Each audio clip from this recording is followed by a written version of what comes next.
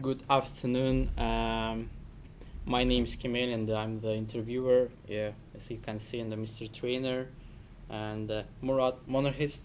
And yeah, now we're gonna ask some questions. Let's start with COP26. Do you believe that COP26 can change the world climate situation?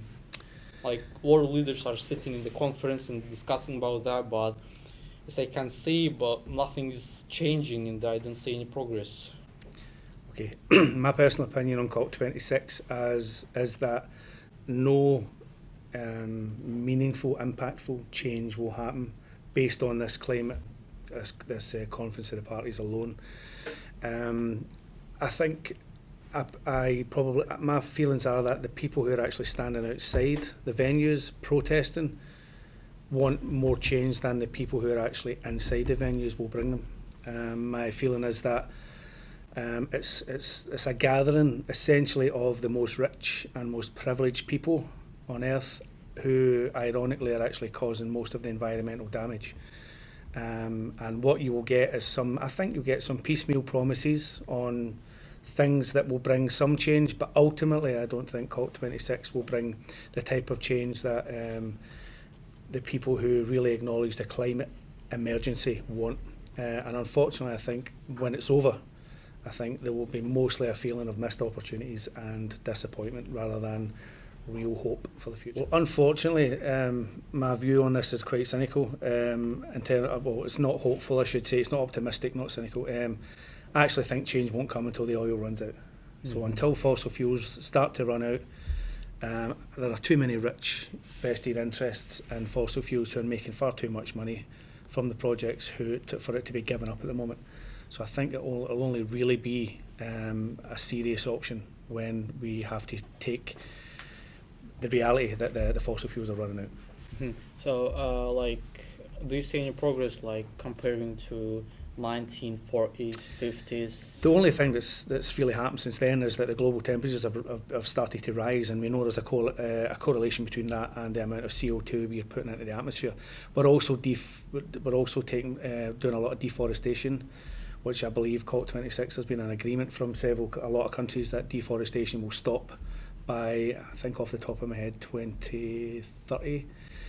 But huge parts of the rainforest in particular, have been cut down to make way for agriculture, particularly farming animals more cheaply, to service companies like McDonald's, KFC, Burger King, all that kind of stuff, and to supply the world demand for huge amounts of meat, for example. So that certainly isn't helping the environment. It certainly isn't helping the deforestation case. So until, at least it seems to be a good pledge, but I have a feeling it'll be one of these things that in 10 years' time someone will say, what happened to the deforestation pledge?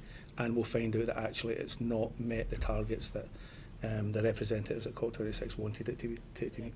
Like, some countries' world leaders like Vladimir Putin, Xi Jinping, and the Brazilian president, they didn't come to Glasgow for I don't know why, but how do you think why they didn't come to Glasgow? That's a good question. It's something I've been talking about recently with other people. My personal opinion is when you look at a country like China, for example, countries in the West like United Kingdom, Western Europe, and probably even America, even though it's a younger country, have got very rich on the back of industry. So they've got very rich on the back of industrialisation, making things, and in the process of doing that, they polluted the air and the rivers a lot.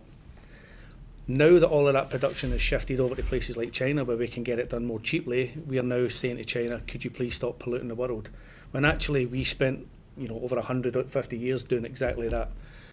So although it's harmful for the environment, I can see the point in people like Xi Jinping saying, well, you can't just tell us to stop doing it now because it's harming the world. You were doing it, so we have a right to also build up our own economies.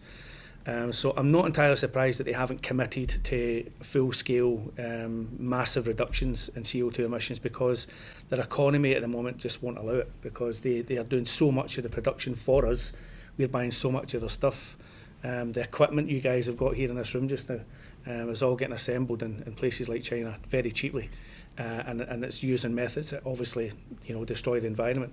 So we've got a real problem here. If we tell China to scale down everything, then are we still going to be able to satisfy Western demand for products that the West wants? So we can't have it both ways. We can't say we want all the stuff that we like, but we would like you to stop producing it the way you're producing it, because it's a contradiction. Yeah, let's talk about UK. UK is spending loads of money to this conference, to COP26, and how do you think, is it worth it, the money that they spent to this conference? On this conference, my first concern was, how can we, it's a bit of a contradiction in terms to have a climate summit where, I think it was on the Sunday before it, we had 400 flights coming into Glasgow, all just Private COP26 jets, right? flights. And also the ridiculous thing of Joe Biden staying in Edinburgh and then having a something like a 25 vehicle motorcade coming from Edinburgh all the way through to Glasgow, which doesn't set the right tone, I think, for a summit on climate change. It sends out all the wrong messages. And then, of course, the UK government taking over the Kelvin Grove Art Gallery for the night to run a plush dinner for all of these very important people, these VVIPs, as people are calling them in the news. And, it's just very lavish, very expensive, and ultimately, I don't think the end result will justify the amount of money and also the amount of extra pollution. In fact, one of my pupils told me yesterday that the amount of flights coming into Scotland just for the COP26 summit has actually created more CO2 emissions than Scotland as a country would create on its own in 1 year. Yeah. Also, that some people were arrested for no reason. Like, how do you think they're right? That's a difficult one, because obviously if you have the UK, no country wants to be the country where we invite some very, very important people, world leaders of huge economies and countries to this summit, and for something to go wrong. So, obviously we live in a world now where, terrorist attacks are at the forefront of government and security's mind. So, nobody wants something like that to happen. I mean, you've got all of these people in the one place, it becomes a target. So obviously I can understand why the policing has been, and I've heard some anecdotal stories, I have to say, where the policing has been maybe a bit overzealous, certainly a wee bit more vigorous than perhaps it needs to be. But at the same time, I'm sure the police are under masses of pressure from the government as well to ensure that nothing bad happens on the UK's watch whilst these people are here.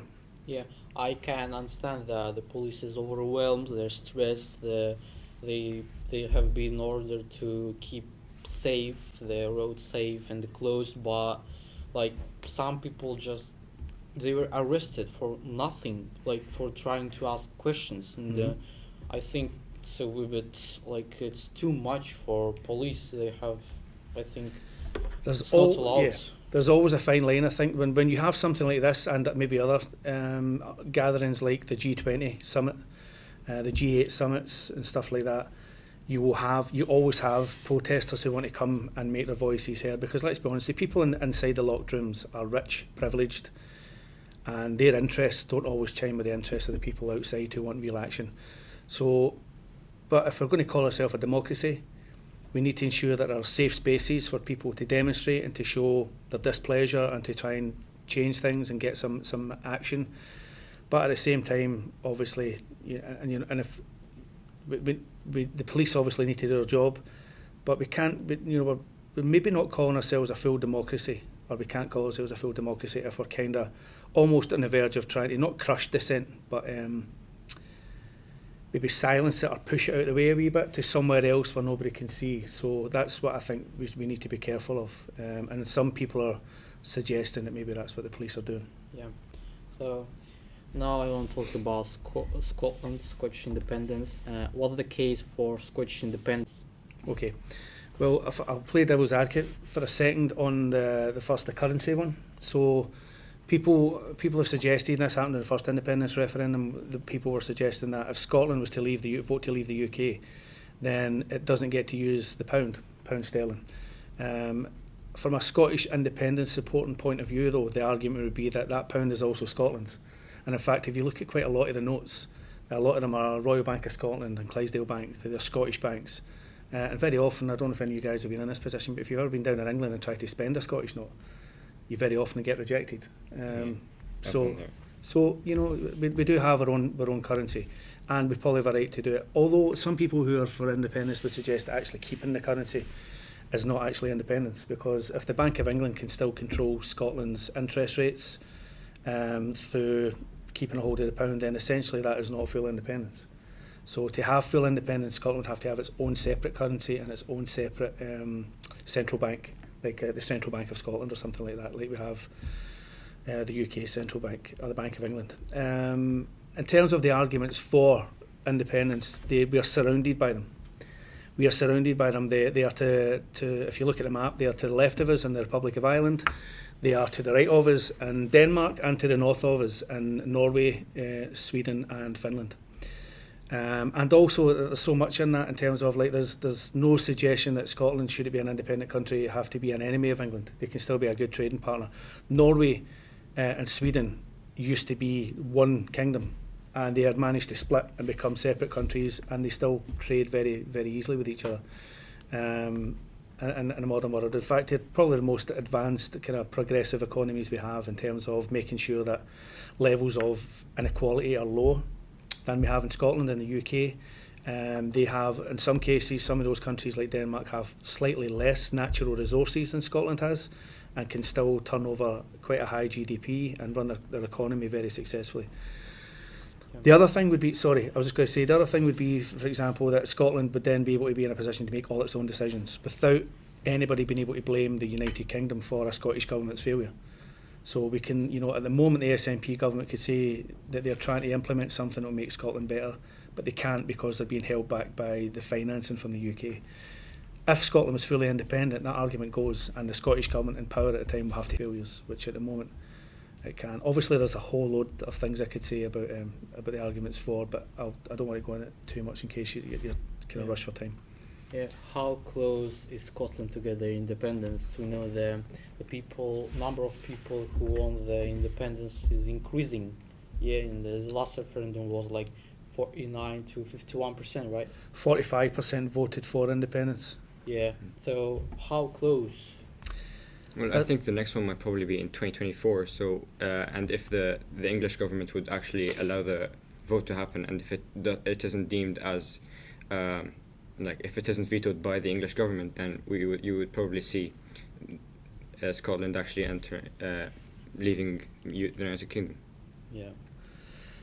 At the moment, Nicola Sturgeon was interviewed yesterday by CNN, an American news agency, and she said live in the interview that it's her intention for an independence referendum to be held in 2023. Although she did say previously by the end of this Parliament, so that would include 2024 as well. In terms of how close it would be, we don't know. Scotland's population is higher now than it was then. This is the highest it's ever been. It's about 5.6 million. This is the highest it's ever been since we started collecting records. Now, it was a 45% vote for independence and a 55% vote against independence. But when you started to polling companies started to break it down, what they found was that the majority of people, that the people who voted in that referendum who were born in Scotland, the majority of them voted for independence. The majority, the people who were not born in Scotland, the majority of them voted against independence for a whole host of reasons. Some of them would be English, so they want to keep the union because they like it. They have family members in maybe all four nations. It's like better together. Yeah, and some people, like for perhaps maybe even yourself, who come here, and this is that you come to the UK as the UK, and you worry perhaps about what will happen to people in your position should Scotland become independent. I think so.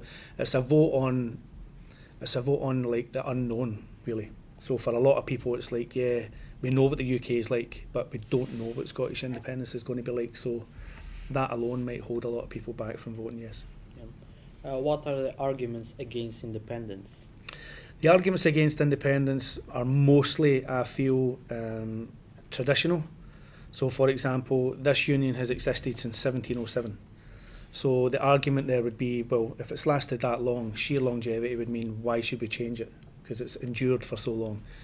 Other people are see themselves very much as equally British and Scottish, or more British than Scottish, would want to keep the union because, in terms of that, there's been a big religious split in Scotland that started in the late 1600s. So obviously Scotland is a Protestant country with a Catholic minority, and very often, like we've seen in Northern Ireland over the decades, there's a real affinity with the Protestant faith and the monarch, the UK monarch, which is all under the banner of unionism. So for a lot of people, it's about their identity as well. They want that Protestant identity, the unionist identity of being British, and the fact that Britain has done, has had a huge empire at one time. It was the biggest empire on earth at one time, and some people just like to be a part of that. An argument against that would be, though, that kind of version of the empire just doesn't exist anymore, unfortunately.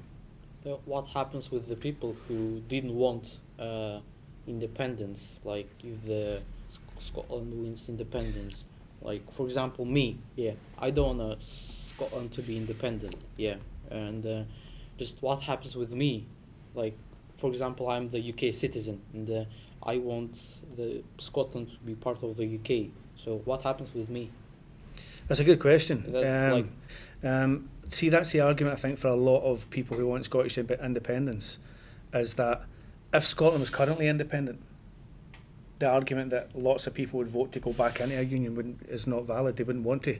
The only reason they want to keep it is because it currently exists, and they know what that's like. So they don't know what independence is going to look like, so therefore they'll just stay safe, really, with that phrase, the kind of better the devil you know. So we know what this is like, but for some people, the jump into independence is a bit of a leap of faith that perhaps they don't want to take because they're worried about, the economy, they're worried about their future, their kids' future, their houses, their jobs, all that kind of stuff. Yeah. How about language? As far as I'm concerned, Scotland has their own language, Gaelic. So it's gonna be the official language of Scotland.